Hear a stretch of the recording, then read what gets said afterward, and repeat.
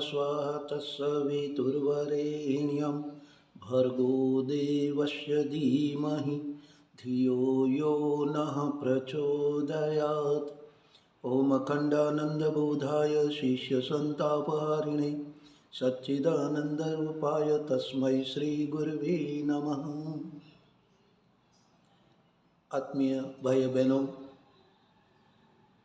इस युग के महान तपस्वी, युग दृष्टा, युग मनीषी, युग साधक,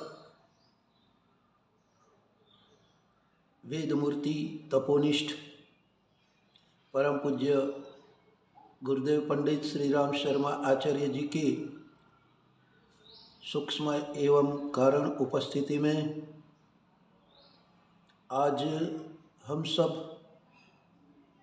इस विषय पर चर्चा करेंगे जो बहुत ही गंभीर और गहन है।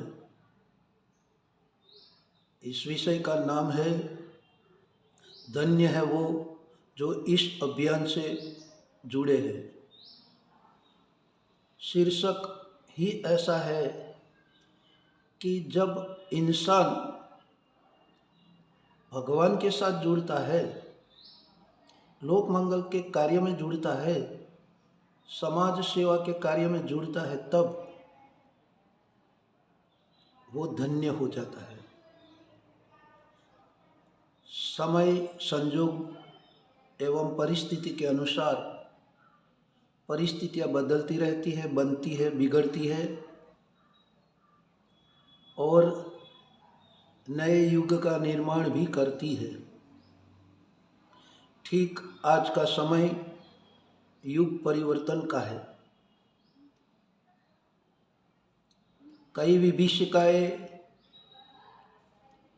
विस्तर नाग बनकर आज पूरे विश्व में फैल रही है और युवा शक्ति, मातृशक्ति को अपनी जाल में फंसाकर उन्हें बर्बाद करने का कार्य कर रही है। इनका कारण एक ही है कि वर्तमान समय की चकाचौंध, फिजूल खर्च और इंसान अपनी हैसियत से ज़्यादा बड़ा दिखाने का काम कर रहा है।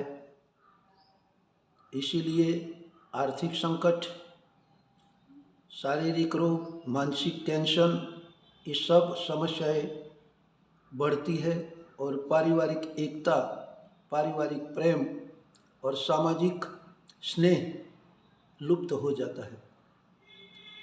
तो आज के इस महान ऋषि ने बताया कि इस अभियान का नाम है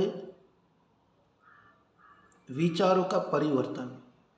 इस अभियान का नाम है बुद्धि को सन्मार्ग की ओर प्रेरित करने का। इस अभियान का नाम है सदचिंतन, सद्ज्ञान के द्वारा सत्कर्म करके परमात्मा के साथ बने रहकर परमात्मा की कृपा, अनुकंपा प्राप्त करने का।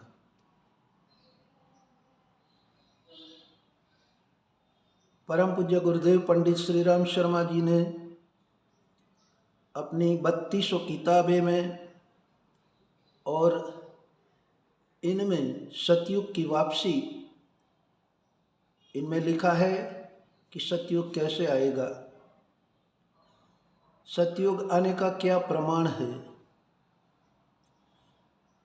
तो भाइयों बहनों, इनमें लिखा है कि जब इंसान की सोच बदलेगी, जब इंसान का चिंतन बदलेगा और जब इंसान की बुद्धि सही अर्थों में सत्कर्मों में प्रवृत्त होगी, तब नए युग का अवतरण होकर रहेगा। वर्तमान परिस्थिति में 22 जनवरी को भगवान राम की प्राण प्रतिष्ठा होने जा रही है। कई सज्जनों, कई साधु संतों का मत है कि ये प्राण प्रतिष्ठा के बाद राम राज्य की शुरुआत इस धरा पर हो जाएगी। एकता, समता, प्रेम, स्नेह, करुणा का दीपक जलता रहेगा। आइए हम साथ मिलकर एक दीपक जलाकर अपनी अंतरात्मा में प्रकाश की ज्योति फैलाए और अज्ञान, अभाव, अशक्ति को दूर करें और परमात्मा के साथ जुड़े रहने का सामर्थ्य बढ़ाए। और गायत्री मंत्र से हम अपनी सोच को, विचार को, बुद्धि को, ज्ञान को सही दिशा में लगाए और गायत्री मंत्र की उपासना हम करें और दूसरों को भी कराए, यज्ञ करें और यज्ञ कराकर इस भारत भूमि को यज्ञ भूमि बनाए।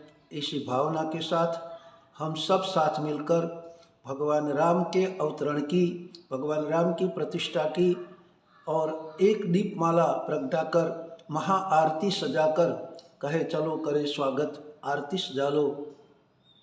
ये भाव व्यक्त करते हुए आप सभी को धन्यवाद, नमस्कार।